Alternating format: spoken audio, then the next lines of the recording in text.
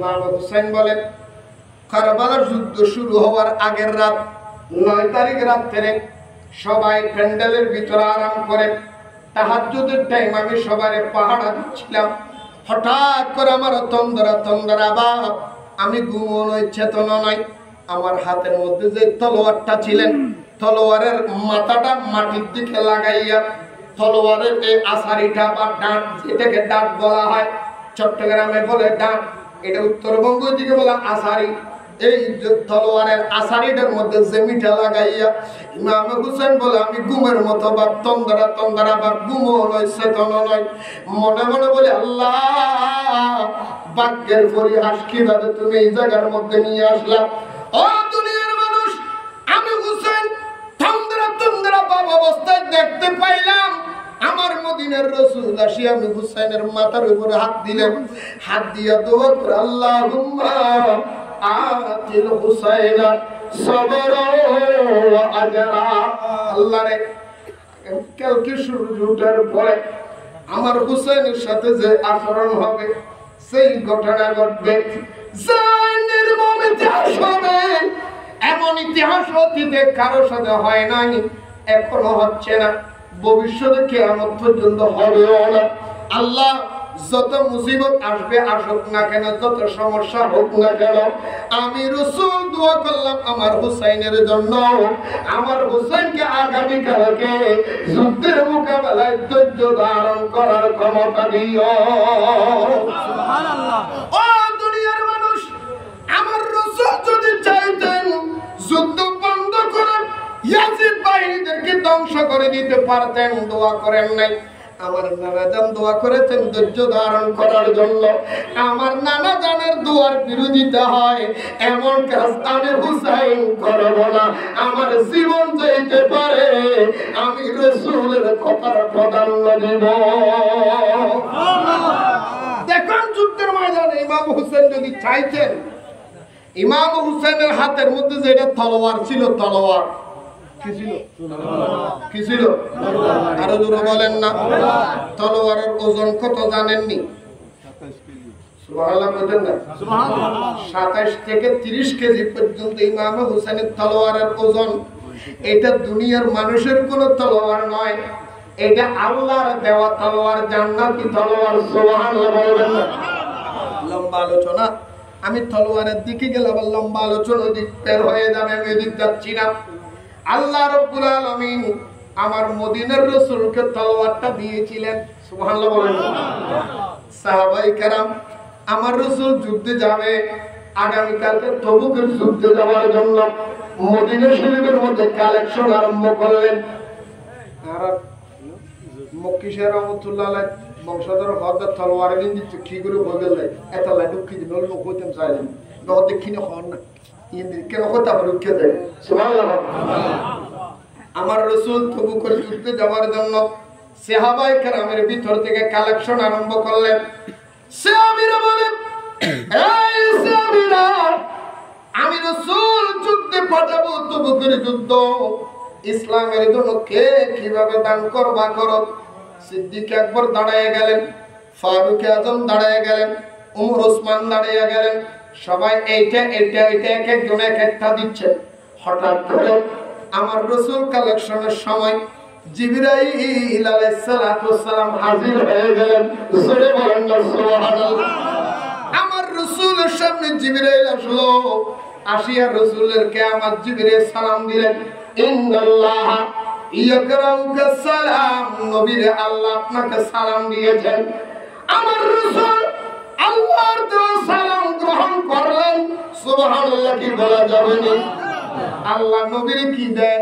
সালাম দেয়। আরো জোরে বলেন, সালাম দেয়। আল্লাহ নবীর কি দেয়? সালাম দেয়। নবী আল্লাহর সালামের উত্তর দেয়নি, আমাদের মতো নয়, কারণ আমাদের মতো সালামের উত্তর আল্লাহর জন্য দেওয়া হারাম। জোরে বলেন না সুবহানাল্লাহ। এদিকে আমি যাব না। আল্লাহর নবী সালামের উত্তর দিলেন, ডাক দিয়ে বলে, জিবরাইল, অসময়ের মধ্যে তুমি কেন হাজির হয়ে গেলা? জিবরাইল বলে, ইয়া রাসূলুল্লাহ, আমি আসি নাই, আল্লাহ আমাকে পাঠিয়েছে, আল্লাহ আপনার দরবারে পাঠিয়েছে। জিবরাইল, কেন আসছো? বলে, ইয়া রাসূলুল্লাহ, তবুকের যুদ্ধে যাওয়ার জন্য আপনি তামা এখানে কালেকশন আরম্ভ করলেন। এক একজন সাহাবীরা এক একটা কিছু দিচ্ছে। আপনার কালেকশনের ভঙ্গিমা দেখে আল্লাহ খুশি হইয়া তবুকের যুদ্ধের জন্য একটা পুরস্কার আল্লাহ পাঠাইছে।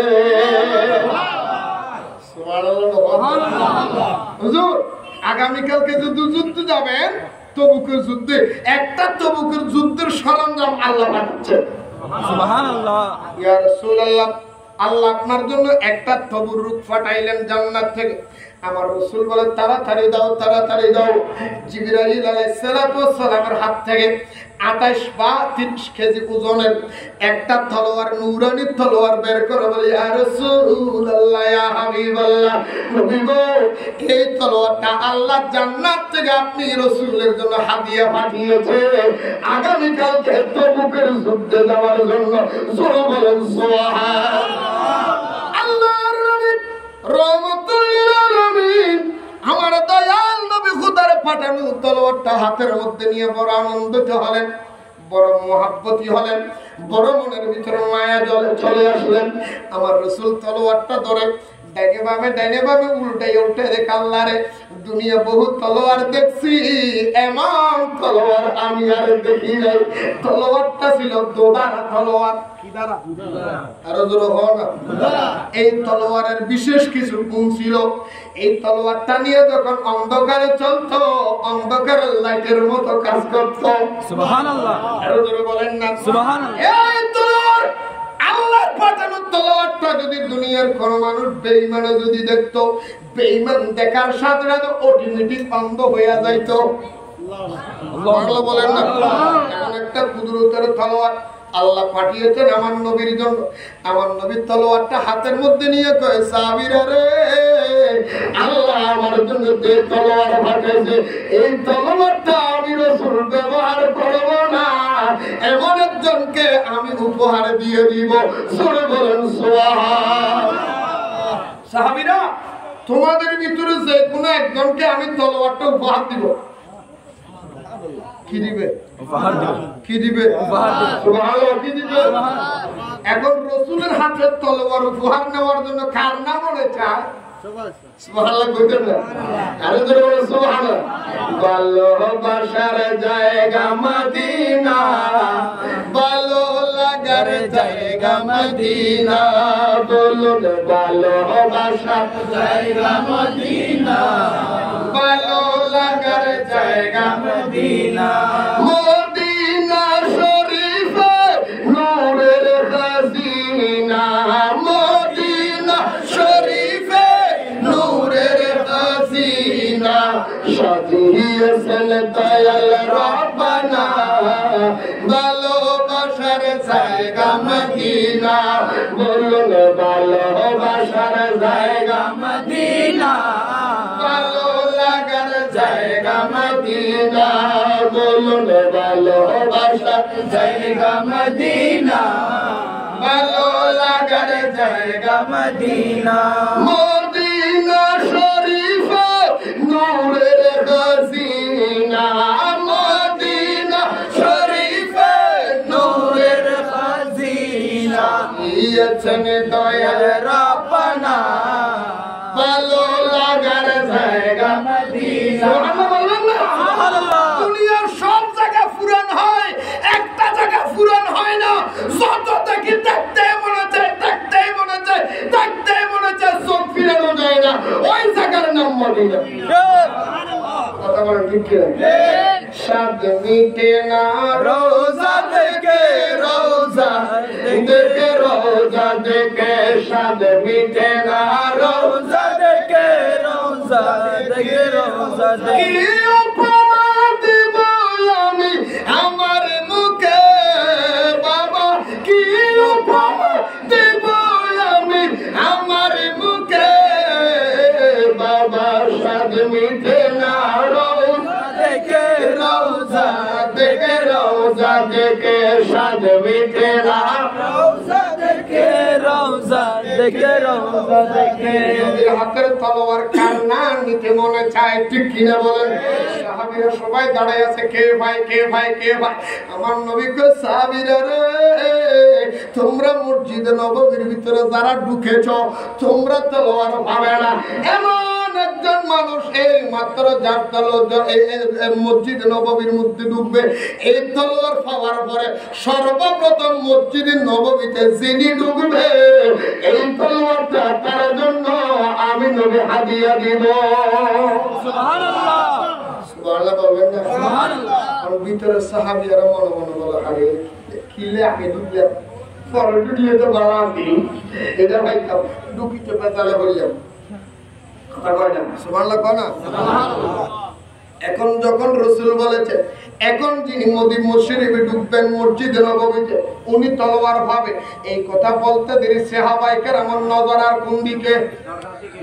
দরজার দিকে, দরজার দিকে। হন লাখি মানুষ হার বল জিঙ্গে ফুলফুটি এই তলোয়ার খোদার ভাটে গিয়ে ভাই যদি বড় কাছে আর দিয়া কোন কি সুবহানাল্লাহ। কিছুক্ষণ পরে দেখা যায় দুনিয়ার অন্য কোন মানুষ নয়, হাসতে হাসতে খেলতে খেলতে মুহাব্বতের নজর লইয়া মসজিদে নববীর ভিতরে আমার হযরত মাওলা আলী ঢুকে গেছে। সুবহানাল্লাহ বলেন না?